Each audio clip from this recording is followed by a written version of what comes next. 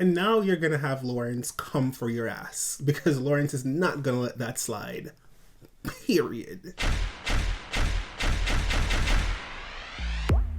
It's a new day in the workroom, and I'm here to tell you guys it's time for Drag Race.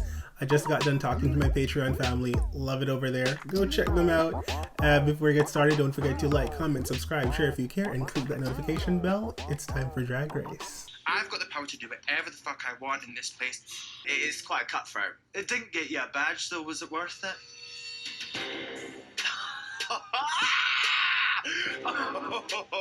When Lawrence looks at Ellie and says, "It didn't get you a badge, though. Was it worth it?" I cannot. I really can't. Now, I get it. A lot of people in the comments have been going off about this Team Ellie, Team Lawrence, blah, blah, blah. Lawrence has been getting a lot of threats online to the point where she had to like get off of social media. You guys need to stop. You're weirdos for doing this. Stop it. It's not cute. It's stupid and it's gross. Now, can we just stop with this? Ellie did what she thought she needed to do to survive, and it's done.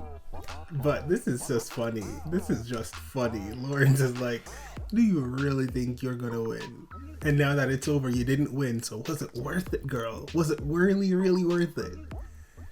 Oh man, so good. So happy for you. She is not letting this go, honey. I mean, Ahora's probably at home getting dicked down by it right now. Doesn't even care anymore. Tace, how dare you say that? Ahora would never be home getting anything done without you. Come on, like, she's waiting for you to come home. That's in my fantasy. That's what happens in my fantasy. But on a side note, I still cannot get over Lawrence Chaney's hair. The way she combs it back out of drag, I don't understand. It's very, she has like a full head of hair, like luscious, just great thick hair. She just pulls it all the way back. Why? I never understand why RuPaul wears these things on her head. Like, she looks crazy. Her head's too small for a beanie. It's swallowing her. I don't know. I love the suit. I don't get the orange beanie. What do you guys call it? Because I realized that I call it a beanie. Some people call it a tam. Some people call it different things. What do you guys call it where you're from? Okay, so the main challenge is for the girls to do characters from like popular British TV shows? Something like that. But it's basically an acting challenge. Lawrence is having the worst time possible. It's so hard to watch.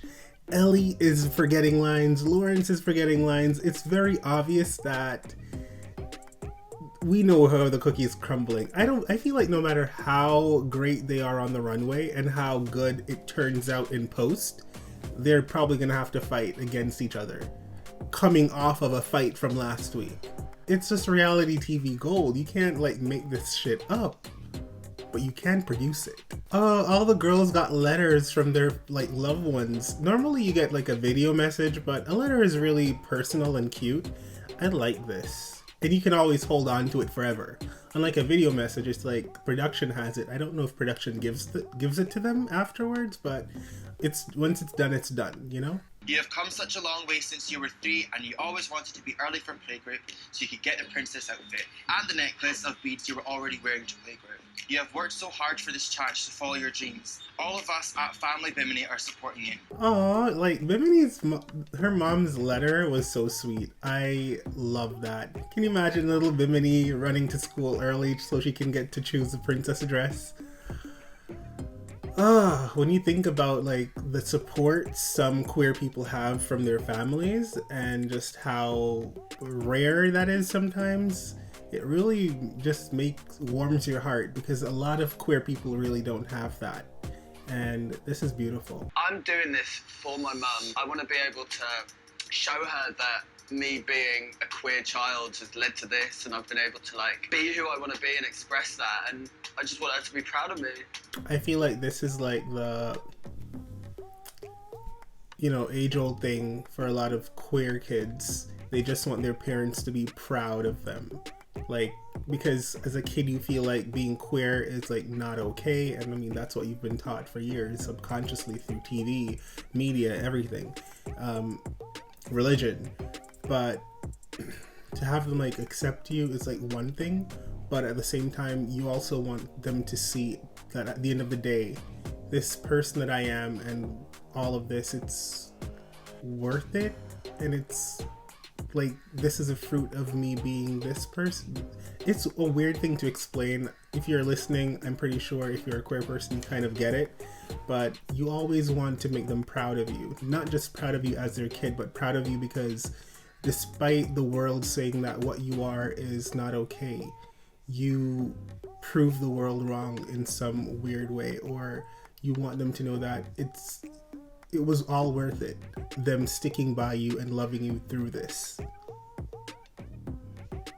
I can't be bothered with these emotional episodes, man. Jeez. Ever since you could walk and talk, you have been a superstar. Remember your fairy princess dress with the white feather boa? Yeah. It literally fell apart in the end because you would not take it off. Tace had a dress growing up as well. Everyone had a dress except me. Like, did you have a dress growing up? Let me know in the comments. Look at Lawrence. Oh my goodness. Lawrence in the early days, she still looked amazing. I mean, you can tell she was more tinier in mass back then, but like her makeup skills were always pretty good. Lawrence didn't start off like busted. Like a talented queen she is. I knew from when you were wee that you were going to end up doing something creative so that you could express yourself, get to sing and dance, dress up and perform, and wow, drag certainly is all that and more. And I mean, we already know Ellie Diamond's story. The dad not wanting any part of this family because he had a gay son, his mom choosing his sons over this man.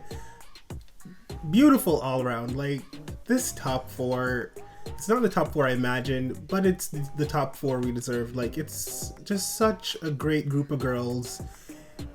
This entire season has been so great. All the girls, their stories, I get it why everyone's like so obsessed with RuPaul's Drag Race UK, and they're so like, oh, it's the best one, because it's just so genuine and so good and so unpredictable.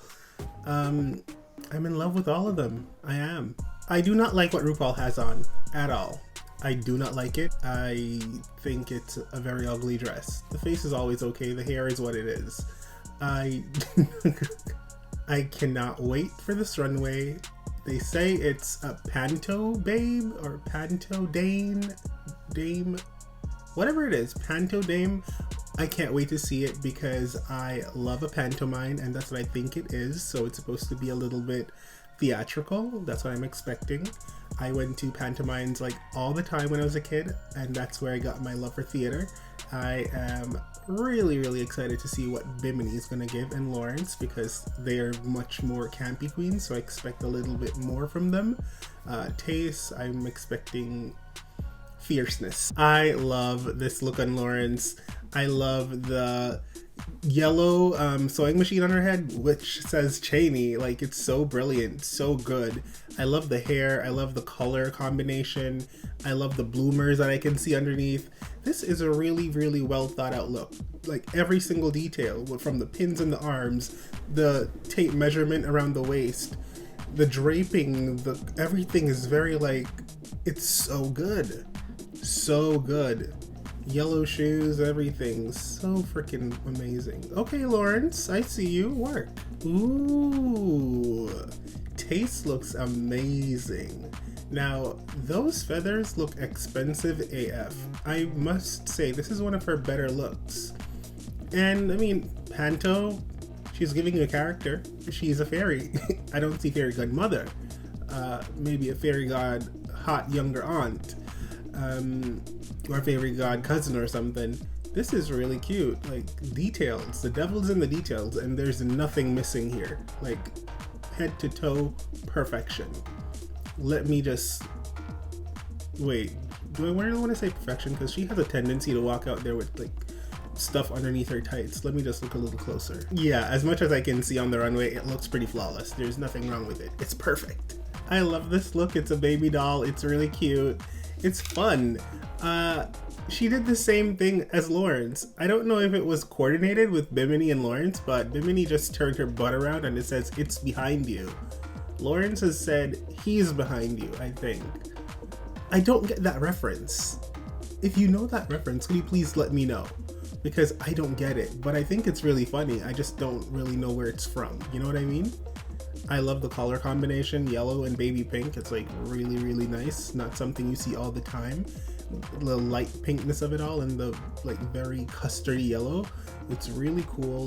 The hair is cool. Like everything's really nice. You cannot clock it for being bad. Okay, so I love the concept of this. This is Queen of Scots.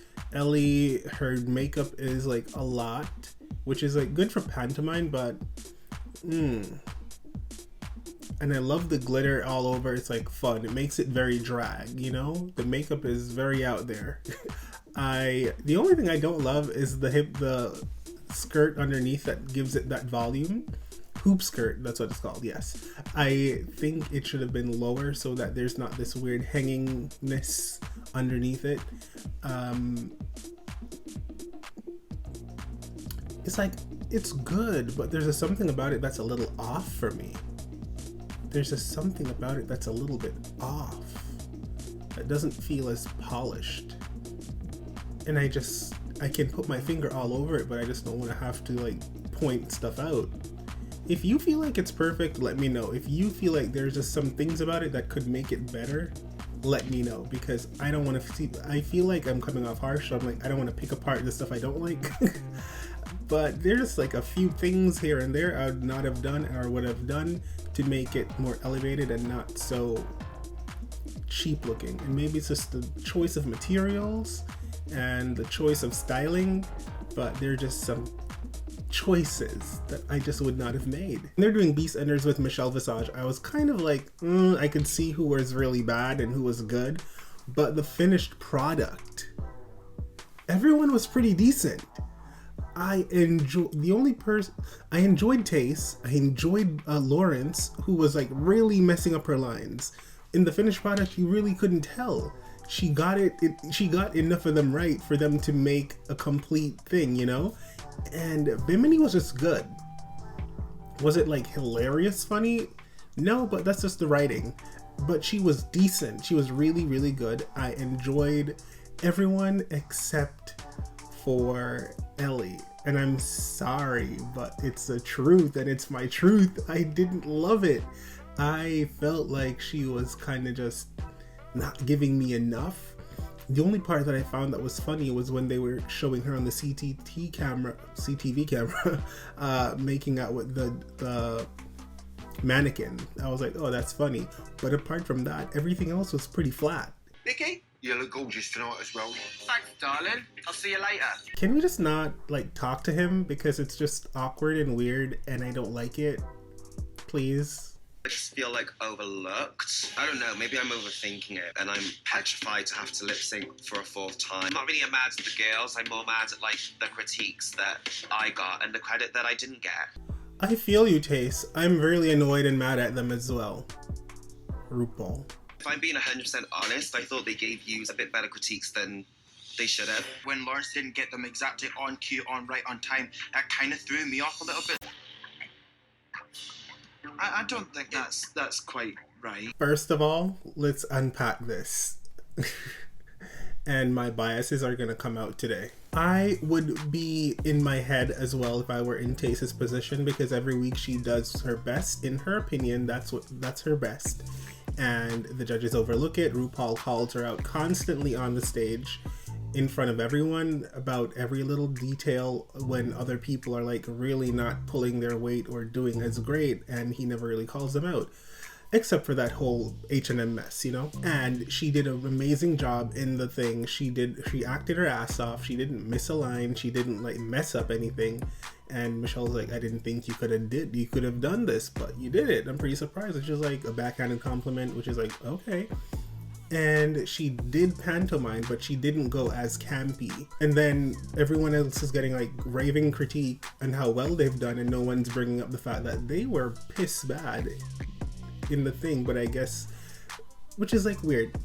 This is how I think about it. Lawrence and Ellie were really bad, like with lines. And yeah, you don't have to bring that up because it didn't show on the final thing, you know? And on the final thing, they were pretty okay. But you're gonna say to Tace, I didn't think you were going to be good, but you actually surprised me, which is kind of some behind the scenes tea. So why not bring up other people's behind the scenes tea? You know what I mean? In that same vein. And then like now they're having this conversation. No, everything I just said is to like come from RuPaul and Michelle. Like sometimes their judging is really like annoying and screams favoritism. I can have favorites. I don't get paid to judge these girls. You know, like it's not my job.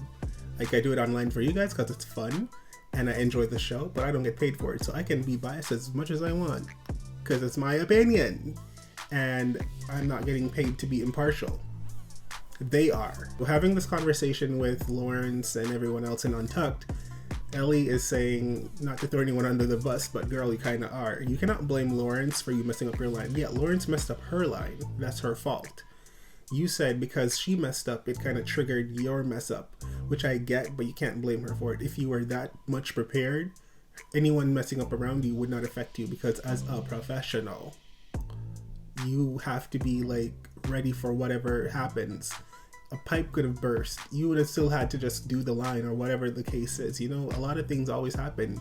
You just need to do the line and you didn't. So yeah, you messed up too. Blaming your negative critiques on me. I'm not. I didn't forget all my lines at all. You didn't know what my character's name was. Am I wrong? You did forget the name. Yeah. And now you're gonna have Lawrence come for your ass because Lawrence is not gonna let that slide. Period. Bimini Bon Goulash. Congratulations, Lawrence Cheney. You are safe. I'm not happy. I'm really not happy with this result. I tried to keep a straight face, but I had to smile. I am truly not happy though, believe it or not. Bimini winning, I get it. Like Bimini was funny. She didn't have to correct, no one had to correct her. She made some really smart, brilliant choices. Just like the way she stood, the way she used her body for the scenes. It wasn't just about delivering the lines for her, it was about embodying the character. And I get it. Her outfit was fun. Give her the win. She deserves the badge. However, I am just gutted. Just absolutely gutted that Tace is in the bottom for the 4th time. And she's in the bottom with Ellie Diamond. At this point, I don't know because they could do it like Cameron Michaels and if Tace slays the lip sync, give her the win. But I almost feel like RuPaul just wants to get rid of her. So even if she slays this lip sync, she is going home. And that's just gut-wrenching, heart-wrenching, and devastating. I don't even want to watch this lip sync. Lawrence's outfit was great. The final product of the Beast Enders, it turned out good. But she needed the most direction out of everyone. So would it have been fair for Lawrence to lip sync against Ellie Diamond because they both needed the most direction? Would that have been fair, or is this fair? I'm struggling. I don't know. I feel a certain way, but I'm trying to look at it like outside of myself, outside of my own emotions and my own like outside of my own love for specific queens and outside of my own like ego in wanting a specific top 3 or whatever that I envisioned from the beginning, you know? I really want to hear what you guys think. I haven't watched the lip sync yet. I'm about to. And may the chips fall where they may. Even though I feel like if someone goes home, I might cut my hair off. Tace. Shantay, you stay.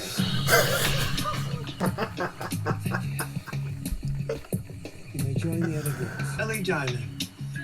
Shantay, you also stay. Well, I had an inkling. Okay. I was like, Rue is probably gonna send My girl tastes home no matter what because blah blah blah. Rue don't like her. Yada yada yada. Rue's always picking apart everything she does. I watched the lip sync and I really enjoyed both of them, but I did enjoy Taste more. And then Rue called Taste's name and I was like genuinely excited. I was like, all right, bye Ellie, bye girl.